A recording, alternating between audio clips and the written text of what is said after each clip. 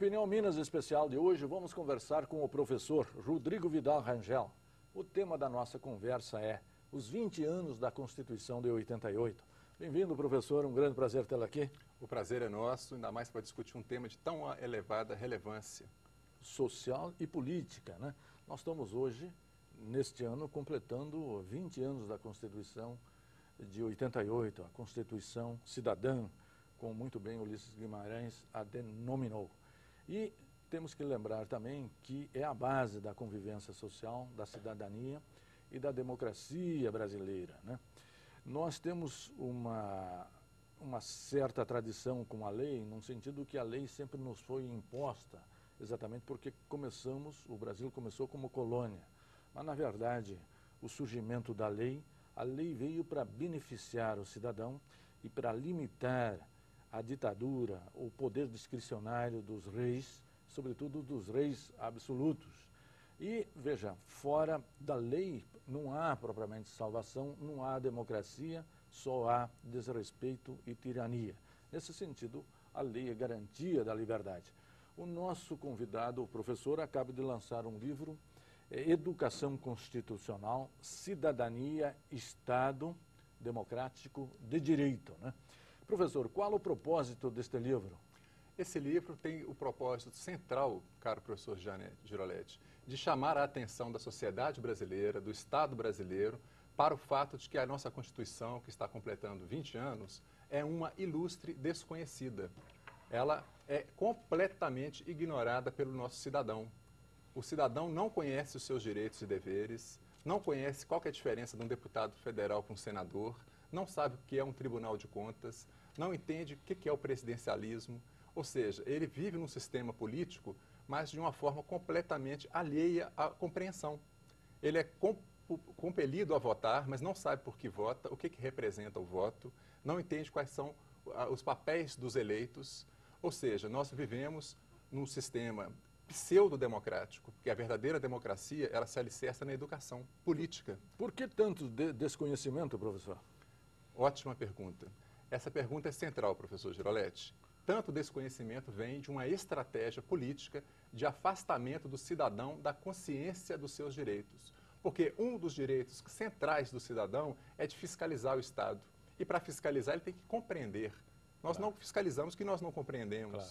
Então, quando eu falo que o cidadão não sabe o que é um tribunal de contas, realmente não sabe. E é um médico, muitas vezes, um engenheiro, pessoas que conseguiram chegar num grau superior de ensino e continuam ainda analfabetos constitucionais, analfabetos políticos. Não conhecem a nossa Constituição, que é a mais bela do planeta em termos formais. Né? Realmente, Ulisses Guimarães foi muito feliz. Então, há a exclusão econômica, há a exclusão eletrônica e agora há também a exclusão constitucional, professor? Ótima expressão, professor Giroletti. Há a exclusão constitucional. Nós formamos ainda uma nação de analfabetos constitucionais. E isso é intencional, deve-se ressaltar isso. Por quê? Porque a nossa própria Constituição estabelece o dever do Estado de fornecer uma Constituição para todo cidadão. Isso está no artigo 64 do ADCT, no final da Constituição. E junto com isso, o artigo 205 da Constituição, que traz a nossa matriz axiológica e teleológica do que é o modelo de Constituição e de educação, fala que tem que formar para a cidadania. A nossa educação tem que formar o cidadão não só para a parte técnica profissional, mas para ser cidadão, partícipe da gestão pública. E isso não ocorre porque os nossos governantes não ainda o fizeram, porque a lei já existe. Perfeito.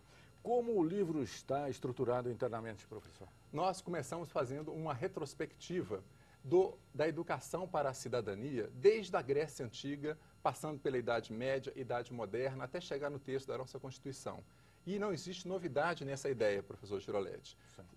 Sócrates, o pai da filosofia, já dizia, ele já ensinava as constituições que existiam na época.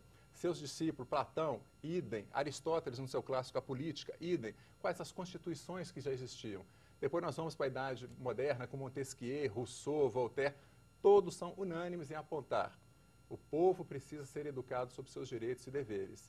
E o nosso constituinte originário foi muito feliz porque ele colocou no texto da Constituição esse dever do Estado, Sim. que infelizmente não tem sido cumprido, e os nossos Ministério Público, a OAB, devem tomar atitudes para reivindicar esse direito do cidadão.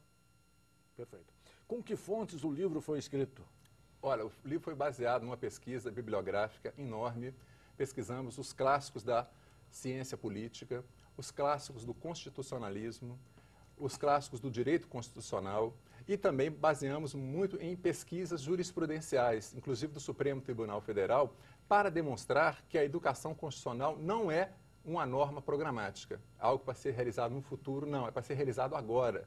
O nosso querido mestre José Afonso da Silva, no qual nós centramos nosso trabalho na pesquisa dele, que é considerado o maior constitucionalista do Brasil e que nos deu a honra de fazer o prefácio do nosso livro, do alto dos seus 85 anos de idade, ele defende que saúde e educação são direitos tão visceralmente ligados à dignidade da pessoa humana que saúde e educação nunca vão ser planos, normas programáticas para o futuro. Não, saúde e educação são sagrados, tem que ser para agora, urgente. Por que escolher esse tema educação constitucional, professor? Tem a ver com a minha história de vida. Eu, antes de cursar o curso de Direito, de ser um advogado, eu sou psicólogo. E eu me formei na UFMG em Psicologia e nunca fiz uma pós-graduação e nunca tinha colocado as mãos numa Constituição Federal, na Constituição da República. Eu era completamente analfabeto em termos dos meus direitos e deveres. Sim. Aí, quando eu vinha fazer um curso superior de Direito, eu me deparei com um conteúdo que eu falei, gente, eu preciso aprender isso aqui com 10 anos de idade. Claro. Não fazendo um curso superior. Aliás, a educação constitucional, professor Girolete, não visa formar um profissional do direito, alguém graduado em direito, não. Visa formar um cidadão consciente dos seus direitos e deveres, que entenda como o Estado funciona e que tenha uma visão crítica do Estado, para poder reivindicar os seus direitos. É um conhecimento básico para a vida, não é isso? Perfeita a sua expressão. É um conhecimento básico para a vida, em sociedade, em cidadania, para realmente o cidadão saber reconhecer-se nessa trama que é o Estado. Perfeito. Como buscar na história exatamente esse caráter extremamente importante da cidadania, a educação cívica? Particularmente, né, a Revolução Francesa, as revoluções liberais são um marco central nesse processo de despertar para a cidadania. Como o senhor apresentou na introdução, a lei e a Constituição, elas vêm no movimento de afirmação da democracia. Então, o marco central da nossa democracia moderna é a Revolução Francesa. Com ela que nós realmente começamos, no nível formal, a estabelecer que o Estado pertence ao povo. Todo o poder emana do povo, é o artigo 1º da nossa Constituição. E a clássica conceituação de Lincoln, de que democracia é o poder do povo, pelo povo, para o povo. Então, é isso aí, a referência é a Revolução Francesa. Como pensar, por exemplo, os direitos individuais e coletivos exatamente nessa linha da educação constitucional? Da seguinte maneira, na medida que o cidadão vai tomando consciência dos seus direitos e deveres, ele vai se tornando o principal guardião dos seus direitos. Porque não adianta o direito estar estabelecido no texto da Constituição se a população o ignora. A partir do momento em que o cidadão toma consciência dos seus direitos e dá o grito, fala, não, isso aí é inconstitucional. Por quê? Porque está escrito na Constituição e eu sei ler a Constituição e eu tenho legitimidade para ser o intérprete da Constituição. Não é só o Supremo Tribunal Federal que vai ser o intérprete da Constituição. Todos nós somos legítimos intérpretes da Constituição. Tem até um capítulo no livro onde nós trabalhamos a doutrina do Peter Herbler, um doutrinador alemão, que ele fala da abertura do círculo dos intérpretes da Constituição, onde ele defende isso, que todo cidadão que está suportando aquela norma, que é destinatário da norma, ele também é um legítimo intérprete.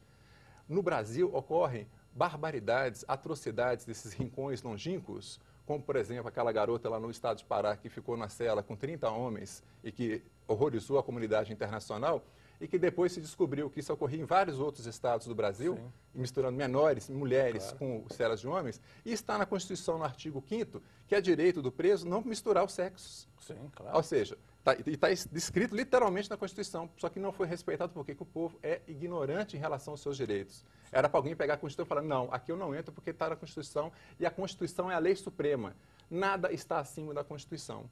Então nós evitaríamos muitas barbaridades no Brasil se a Constituição fosse difundida para o povo através do que nós chamamos de educação constitucional. Por isso